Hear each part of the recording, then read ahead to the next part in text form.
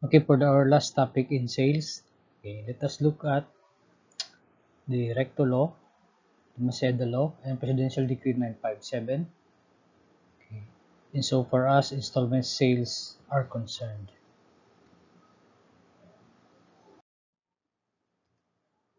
Okay, Recto Law, this is the background of this law. Okay, in 1933, Senator Claro M. Recto authored Act number 4122, or the title was the Installment Sales Law. Okay, that is why it was called Recto Law, because it was authored, sponsored by Senator Claro M. Recto. Then, in 1950, about 17 years later, okay, Act number 386 was enacted into law, and we all know that Act 386 is the Civil Code of the Philippines. Okay, and the Recto Law was incorporated or copied or integrated in Article 1484 to 1486 of the Civil Code. Okay, so if you want to look for the current version of the Recto Law, you will find it in Article 1484 to 1486 of the Civil Code. Okay, so even if nandun na siya sa Article 84 to Article 1486, these articles are still called Recto Law, because it came actually from the original Recto Law. Now, for purposes of our subject, we will take into consideration Article 1484 and 1486 of the Civil Code, because this is the current version. Okay, so when I say Recto Law, I am referring actually to Article 1484 to 1486 of the Civil Code. Okay, what is embodied in Article 1484 to 1486 is actually part of the remedies of an unpaid seller. Okay. If you can still remember in our previous discussions, okay, the unpaid seller has the right uh, to um, to possessory lien, stoppage in transito. Okay. He has the right to rescind the sale. He also has the right to sell uh, the goods to another, especially if the goods involved uh, uh, are easily what do you call this, uh, perishable. Okay, so let us forget about that. We will refer to Recto Law. Okay, the Recto Law for Article 1484 to 1486 of the Civil Code actually refers to the remedies of unpaid seller, but what is involved here is personal property, and it is on an installment basis. Okay, yung diniscuss, yung na-mention natin kanina ng mga possessory lien, uh, stoppage in transito, rescission, right to resell, those are the rights of an unpaid seller to goods in general. This one is applicable to sale of personal property. Okay, ibig sabihin, this is not applicable to real property or immovables or to land. This is purely for personal property, which are payable on installment. So if the personal property is on cash-to-cash basis, this is not applicable also. So personal property on an installment. Number two are included here are contracts purporting to be leases of personal property with option to buy when the lessor has deprived the lessee of the possession or enjoyment of the thing. Now let me explain number two. Ang number two kasi parang sale of personal property on installment lang din. Kaya lang, tinawag lang ng iba ng ibang tao, so the losses, o kahit ganito ang tawag ninyo, I will consider it as like personal property on installment. Number 2, sabi sa number 2, lease of a personal property. Ibig sabihin, nirentahan yung personal property Pero yung nagrenta, may option siya na bilhin. Okay, for example, you have a motorcycle. Then, rentahan ko for long periods of time, kaya lease. Okay? But, ako na nagrenta, binigyan mo ako ng option to buy. Okay? Rentahan ko yung motor, but later on, if I want to buy it, I can do so. And usually, kapag lease with the option to buy, ito kasi yun. When I rent your motorcycle, syempre, I will have to pay. Okay? Rental fees, monthly siguro, monthly, o para din installment. Because later on, if I want to buy the motorcycle, okay, you will deduct those amounts na nabayad ko na. Okay? So actually, kaning lease of personal property with option to buy is just like a sale of personal property, on installment basis. So the law says, itong number 1, actually ang pinaka-focus, but number 2 is just like number 1, so isali siya sa applicability. Okay, tulo, anong rules? The rules. The unpaid seller may exercise only one of the following. So, pili lang siya. Okay? If nakapili na siya ng isang option, hindi niya na pwede, ibig sabihin yung iba, i-waive niya na. Because there are 3 options. Okay? The first one is the remedy of specific performance, which is the exact fulfillment of the obligation should the vendee fail to pay. Okay? So, this is specific performance class. For example, this is personal property on installment basis. Bumili siya ng personal property on installment basis. Then, naputol na yung pagbayad ng installment because the vendee or the buyer failed to pay the subsequent installment. So, the first option of the seller is to exact fulfillment of the obligation. Ibig sabihin, i-enforce niya yung pangungulekta ng payment. So, puntahan niya si buyer, then ask for payment. If the buyer will not pay, then he can file a case sa court for specific 4 months, okay, so that the court will order the buyer to pay. If the buyer cannot pay, then he will ask the sheriff to take the properties of the buyer, sold it at public auction, and the proceeds will be used to pay the utang. The second option of the unpaid seller, kapag hindi nagbayad ng installment yung buyer, is the remedy of rescission or to cancel the sale. Okay? But you can only cancel the sale, okay, of a personal property on installment basis for failure to pay. You have to note that there must be at least 2 or 4 installment na hindi nabayaran. Okay? So kung first installment pa lang, huwag mo muna i-cancel. Hintayin mo pangalawa. Sa second installment, di pa rin nabayaran, that's the time you can rescind the sale. Okay? So 2 or more payments. Kailangan nag-fail siya to pay 2 or more installments. Okay? And because this is rescission class, halimbawa, gi-rescind mong sale, naturally, sa rescission, ibalik mo. Diba? Ibalik mo. So, sir, ibalik ko ang bayad. Yes, ibalik mo dapat ang bayad. Tapos, kukunin mo yung item, yung personal property na thing. Okay? But, you can agree na i-forfeit. Okay? So, sa umpisa pa lang, if you want to avoid returning the payments, okay, you can stipulate, agree. Okay? Pagka nagbenta ng personal property on installment, you can agree sa umpisa pa lang that in case na there is failure to pay 2 or more installments, ma-forfeit na yung bayad. Okay? And then kukunin balik yung item. Ganun yun. Okay? Kasi kung i-forfeit mo lang ang bayad, tapos di mo kukunin ng item, lugi ka. So this is the remedy of rescission. And the law says that you can agree na i-forfeit yung bayad, kukunin yung item, for as long as yung forfeiture is hindi siya excessive. Okay. Kasi kung excessive siya, okay, if you file this in court, the judge will decrease the amount. Unconscionable class means excessive or hindi kaya ng konsensya. Sa sobrang excessive. The third option is to foreclose the chattel mortgage kung merong mortgage. Okay.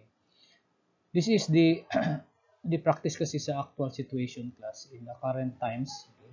Bili ka ng motor on installment basis, bili ka ng refrigerator on installment basis, bili ka ng TV on installment basis. Okay. Kung may credit card ka, okay lang. Kasi yung nagbenta, kukunin niya lang dun sa credit card mo yung installment basis. Okay? Pero kapag wala, wala kang credit card, or usually, nandun ka sa appliance center bumili, or sa motor center, usually what they do is, you buy the motorcycle, the TV, or the refrigerator on installment basis. Okay? So, to make sure that you will pay, the same item na kinuha mo, yung motor, yung TV, yung refrigerator, will be mortgaged back to the buyer, to the seller, I mean. Okay, for example, appliance center, kumuha ka ng TV. Okay, pautang, on installment basis. Pero yung TV, iprenda mo balik sa appliance center. Para, if hindi ka makabayan, pwede hilain ng appliance center yung TV. Okay, kasi forfeiture o foreclosure ang tawag doon. Foreclose. Okay?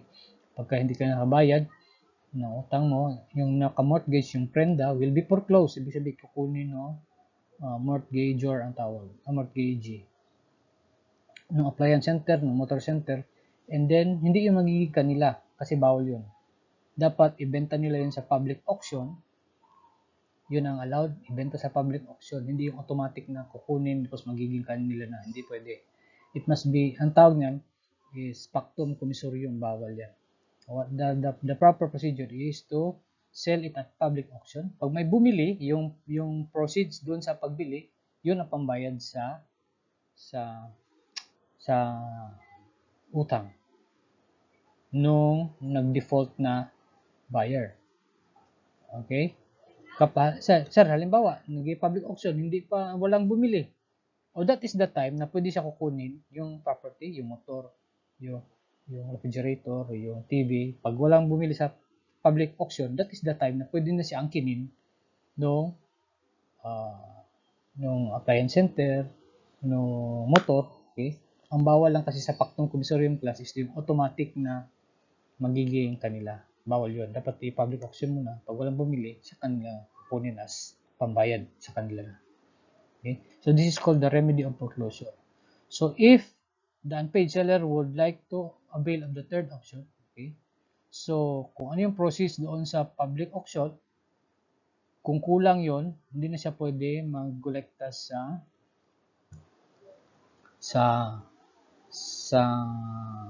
buyer. Okay, the unpaid seller shall have no further action against the buyer to recover any unpaid balance of the price. Sir, paano kung sobra? Kung sobra, doon na natin to i-discuss sa real estate mortgage, chattel mortgage, okay, sa pledge, in the later subject matter. Okay? So take note class, this 1, 2, 3 are options available to the unpaid seller and he may choose only one. If he choose kunwari number 2, then he is deemed to have waived number 1 and number 3. If he choose to file a case for specific performance, number 1, halimbawa natalo siya, halimbawa lang siguro dahil mali ang ebidensya, natalo, you cannot anymore avail of number 2 and number 3 kasi waive na ito. So isa lang, only one ang pwede niya i-avail. It's either specific performance, rescission, or remedy of foreclosure. So, under recto law, take note ulitin ko, under recto law, ang cover dito is personal property on installment basis. And then, after siya nag-installment, may time na nag-stop na siya nagbayad ng installment. Okay, so ito ang pwede gawin ng seller na hindi na makakolekta. 1, 2, 3, pili lang siya, isa lang. So, that is recto law. Now, let us go to Maceda law. Kung ang recto law covers personal property or movables. Personal property are also called movables kasi pwede move. While a real property or real estate property are called immovables. Plus when you encounter the word real property at saka real estate property, para sama sila. Real property, real estate property, or immovables. This refers to land, building, or anything that is attached to the ground permanently. Those are immovable. Kaya siya immovable kasi permanent na siya na naka-attach sa lupa. Like building, towers. Okay. Maseda Law. Maseda Law covers real property. Okay. So, kung ang Recto Law is from 1933 to 1950, Maseda Law is Republic Act 6552. Ang title niya is the Realty Installment Buyer Act. So, from the title itself, it covers realty or real property or real estate property. Okay. This is authored by Senator Ernesto Macedo in 1972. Okay. Kasi yung Recto Law 1933 tapos nag-i-adapt sa 1915 na Civil Code, then this one is 1972. So if you come to think of it, 1932, 1950 may batas na about sa non-payment of installment sa personal property, pero sa real property wala. Kaya during those times, okay, maraming naglulukuhan pagdating sa bentahan ng lupa because there is no law. That's why 1972 then Senator Ernesto Maceda authored this Republic Act 652. Okay. This is just like Maceda Law is like Recto Law pero applicable siya sa real estate property or real property. Okay. The purpose of this law was to protect the buyers of real estate and installment payments against onerous and oppressive conditions. Okay. Para ma-stop na yung mga lokohan sa pagbentahan ng lupa. So, anong na-mention dun sa Maceda Law? This Maceda Law, okay, is applicable to sale of real estate on installment payments. Okay. So, parang mas recto law lang pero real estate. Take note lang sa installment payments pa rin ito. Number 2, contract to sell of real estate on installment basis. So, if you can still remember, sale and contract to sell is our cousins actually. Okay, so, sabi ng Maceda Law, okay, aside from sale, this will also be applied to contract to sell or financing transactions involving real estate on installment payments. Okay, financing transaction class, kunwari, nag-utang ka ng lupa, gi-finance ng bank or other financial institutions, then doon ka magbayad ng installment sa bank or sa financial institution. So, it's just like installment payment pa rin. Okay? Basta, remember, this is real property on installment basis. So, anong rules? Okay, just the same. Yung buyer nagbayad, bayad. Okay, installment. Then there comes a time na naputol na yung installment kasi wala nang pambayad. So, anong pwede? Take note class, ang Recto Law is centered, naka-focus doon sa unpaid seller. Unpaid seller, kung ano pwede gawin ng unpaid seller. While Maceda Law class, naka-focus sa buyer. Kasi nga, ang purpose ng law is to protect the buyer. Okay? So, ang rules class is actually the rights of the buyer kapag hindi na siya makabayad. Anong protection ng buyer pag hindi na siya makabayad? Okay? When the buyer has paid at least 2 years of installment, halimbawa, nakabayad siya for at least 2 years. So, ito ang rights niya. Okay? Take note. Si buyer, bumili ng real estate, nagbayad siya. 2 years na siya nagbabayad. Pagkatapos ng 2 years, nahirapan na siya magbayad, nakastop na siya ng bayad. So, anong rights niya? The buyer can pay without interest the unpaid installments due within a grace period of 1 month for every year of installment payments made. For example, 2 years na siya nagbayad. So, dahil ang sabi, may grace period siya ng 1 month for every year, so meron siyang 2 months na grace period. Ibig sabihin ng grace period class. Okay, from the time na nag-due yung installment, hindi siya nakabayad, after 2 years siya nagbayad, may isang installment siya na hindi nabayaran after 2 years. Okay, from the time na naging due yun, you count 1 month for every year na nakabayad na siya. So, 2 years, for example, sa example natin 2 years, so meron siyang 2 months. So, from the time na nag-fail siya mag-pay sa due date, you count 2 months. Okay. He has 2 months within which to pay without interest. Okay, hindi siya pwede din interesan ng seller. So, he's given 2 months. Po lang muna si seller. Hintay siya ng bayad from the buyer. Okay, grace period yung grace period. So, pag nagbayad so the buyer can find ways within 2 months, within the grace period, para makabayad siya. So, pag nagbayad siya within grace period, wala ang interest yun. Okay? So, that is one option available to the buyer. So, meron siyang grace period. For example, class, 5 years na siya nakagbayad, and then, on the 5th year, nahirapan na siya magbayad. So, dahil 5 years na siya nagbayad, 5 years, so meron siyang 5 months na grace period, within which, so, ganap ng paraan para makabayad. And then, pag nagbayad siya within the grace period, walang interest. Okay, but this right can only be exercised by the buyer once every 5 years. So, kapag this was availed by the buyer once, okay, bilang siya ng 5 years bago niya ma-avail ulit. Ibig sabihin, if he has availed this already, okay, next year, hindi siya pwede mag-avail. Okay, wala na siyang grace period next year. Okay. Ang grace period niya will come after 5 years pa. Because he is entitled to do this once every 5 years lang. Okay. Second, when the buyer cannot pay anymore, talagang wala na siyang pambayad, the contract will be cancelled. Okay, so sa situation number 2 class, mayroon siyang grace period. Then after ng grace period, hindi na talaga siya nakabayad. Okay, of course, the seller will cancel that contract. Pero, the buyer is entitled to a cash surrender value of 50% of the total payments. So, ibalik ang pera niya. 50% ng lahat ng nabayad niya.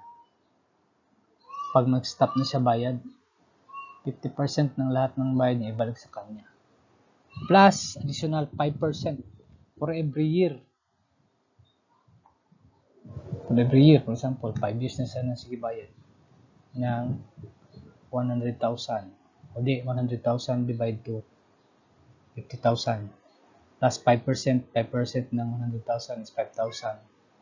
Tapos 5 taon na siya. 5,000 times 5 years, 25,000. So, matatanggap niya 75,000.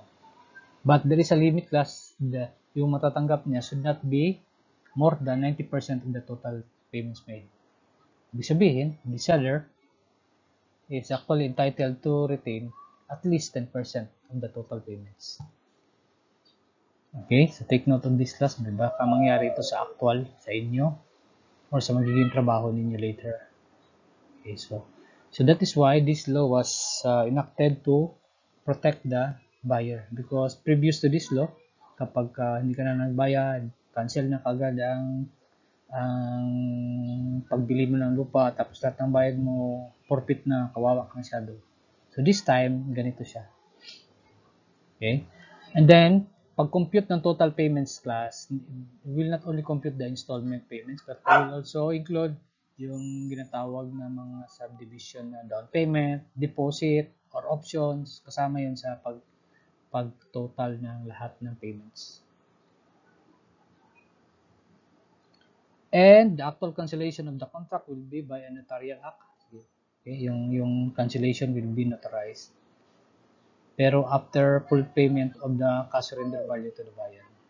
So, tapos bayaran ng, okay, pwede lang makancel talaga by notarial act pagkatapos ng mabigay sa buyer ang cash surrender value.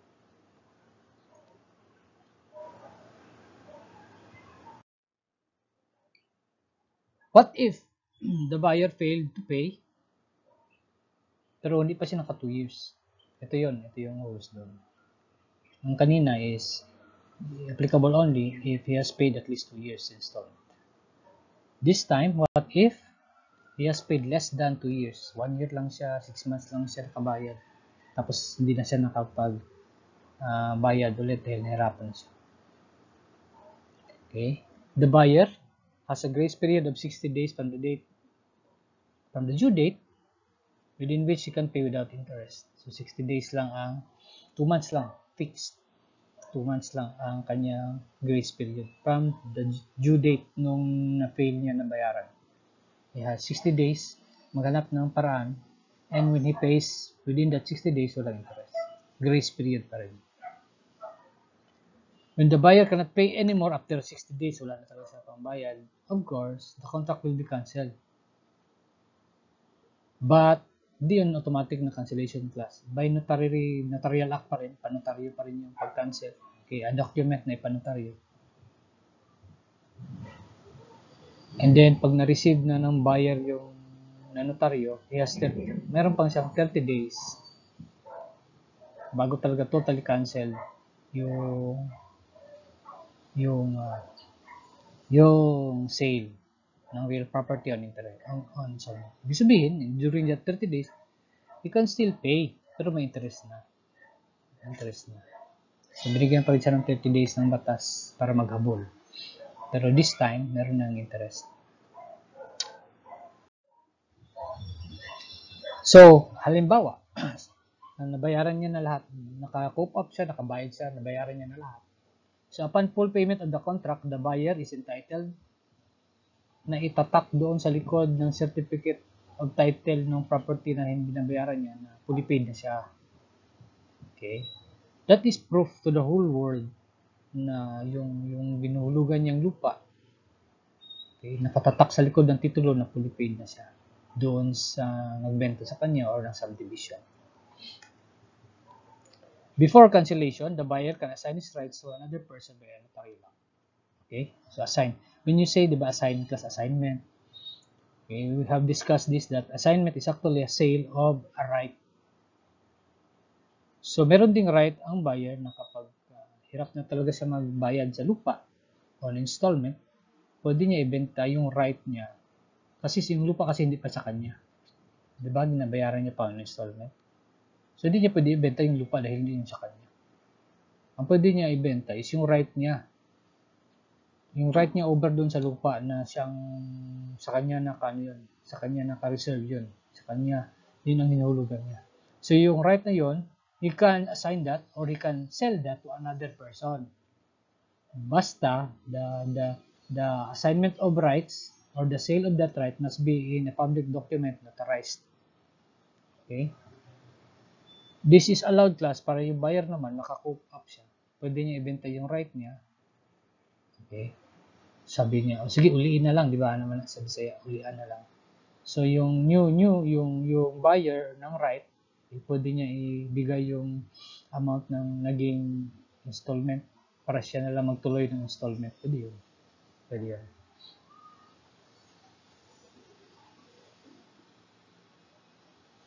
And then the buyer of the right, okay, can take over, and the subdivision owner or the developer should recognize this act of the buyer. So according to Macedalo, any stipulation to the contrary is null and void. So kung ano yung nakasulat sa Macedalo, hindi pwede i-waive, hindi pwede mag-agree ng against doon. So, hindi pwede pilitin na subdivision owner, developer, na mag-sign ka ng document na against sa Macedalo because that will be null and void. Last one, PD 957. Okay. Presidential Decree 957. Or ang title niya is the Subdivision and Condominium Buyers Protective Decree. This was issued by President Ferdinand Marcos in 1976. Okay. The purpose is to closely supervise and regulate real estate, subdivision, and condominium businesses and impose penalties on their fraudulent practices and manipulation. So, from that time, no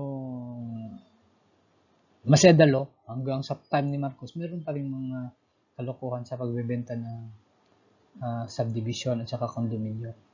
So, si Marcos being a dictator, by the way class, this is not a Republic Act, pero this is a law, the Presidential Decree 957, because no time ni Marcos, dictator siya. He can also make laws. Mura siya Congress. Okay. So, ang Presidential Decree niya is like a Republic Act. So, in 1976, gumawa ng Presidential Decree si Marcos to regulate and to prevent subdivision developers and condominium developers from fraudulent practices and manipulations. Okay. Yung syllabus ng CPA licensure examination nag-mention siya about Condominium Act. Yung Condominium Act na yun is a Republic Act. Bago nito kasi merong Condominium Act. Doon sa Condominium Act, walang sinabi about installment sales. Ang sabi lang doon kung ano yung condominium, sino pwede mag-may-ari ng condominium, ganun lang. Pero this PD 957 was actually issued by Marcos after the Condominium Act, after the Maceda Law. Okay? Ito, ang nakasulat dito is marami din that we will focus on certain sections only which is applicable to installment sales. Kasi ang pinag-uusapan natin dito sa Recto Law, Maceda Law, at saka PD 957 are installment sales. Why? Because our topic is sales. We will not discuss about the other contents which are not relevant to our subject. So, itong 957 is applicable to the sale of subdivision lots and condominium units. Installment sale pa rin ito class ha, kasi ito lang ang na-mention dito sa PD 957. Subdivision lots and condominium units. Real property pa rin class, parang Maceda Law. Okay. So, because this is also issued, this law was issued also to protect the buyer, so we will discuss here also the rights of the buyer of a subdivision lot or condominium unit. Okay. The buyer has the right to stop payment. Pwede pala mag-stop ng bayad ang buyer. Plus, yes, the reason should be, sabi ng batas, for failure of the owner or developer to develop the subdivision or condominium project according to the approved plans and within the time prescribed by law. Okay. According kasi sa subdivision sa PD 957 at saka yung Condominium Act Plus, okay, kung sino yung gusto maggawa ng subdivision, gumawa ng condominium, okay, magparehistro sa National Housing Authority, sa Registrar of Deeds, okay, kung ano yung project, kung ano yung plan, okay, paano i-develop. So, nakabutang dito. So, if you are one of the buyer of the subdivision or the condominium, and then later on, yung builder, yung owner ng subdivision, yung developer ng project, ng condominium, ng subdivision, pinagtamad na, hindi na nag-develop further, okay, you can stop payment. You can stop payment, sabi ng batas, until such time na mag-develop, mag-continue na ang owner at saka developer sa pag-develop ng subdivision at saka condominium. Or, kung ayaw mo na, wala na talaga nag-develop, gusto mo na i-stop, gusto mo na umalis doon sa subdivision o sa condominium, okay, yung installment payment mo will not be forfeited. In fact, the buyer may, at his option, be reimbursed the total amount paid, including interest at the legal rate. Okay, total amount class ha, ang pwede pa-reimburse. Pero ang ground dito class is yung failure of the developer owner to develop. Okay? Ito yung ground. Kapag ka ang ground mo na nag-stop ka na ng bayad, bawiin mo na yung bayad mo. Yung ground mo should be failure of the owner or the developer to develop the subdivision or the condominium. Okay. Ito yung number 1 na right. The second right, yung installment payment. Sa number 1 class is nag-stop ka ng payment dahil ayaw mo na magpatuloy dahil may failure to develop. Kaya bawiin mo na lang yung bayad mo. Total yun, total amount. Pero sa number 2, nag-stop ka ng bayad dahil hindi mo na kaya magbayad. And then according to PD 957, okay, in that case, ang i-apply na batas is Maceda Law. Okay? So do not be confused class ha. Under sa Maceda Law, installment payment, mag-stop ka ng bayad dahil hindi mo na kaya, o 50% lang yung ibalik sa'yo, and then 5% for every year, di ba? Yun ang Maceda Law. But in PD 957, ganun pa rin. Basta nag-fail ka ng magbayad ng installment, ganun pa rin. Okay? Kailan lang magpasok yung pwede mo bawian ng total amount? Only on the ground na nag-failure to develop yung subdivision developer or owner, condominium owner or developer. Okay? Do not be confused class ha. Because sabi ng 957, kapag ang ground mo is failure to pay installment because you cannot pay in mo, then you follow Maceda Law. Yung grace period mo, you follow Maceda Law. Kung paano babayin yung bayad mo, dahil hindi ka na makapatuloy bayad dahil hindi mo na kaya, you follow Maseda law. Okay? So, just the same, sabi ng 957, any condition, stipulation, or provision contrary to this shall be void. So, hindi pwede i-stipulate ang kabaliktaran nito. Bawal pa rin, void pa rin. So, hindi ka pwede pilitin ng condominium or subdivision developer na mag-agree ng bawal sa batas. Okay? So, that will be all for installment sales in relation to Recto Law, Maseda Law, and PD 957. This is actually our last topic on the subject of sales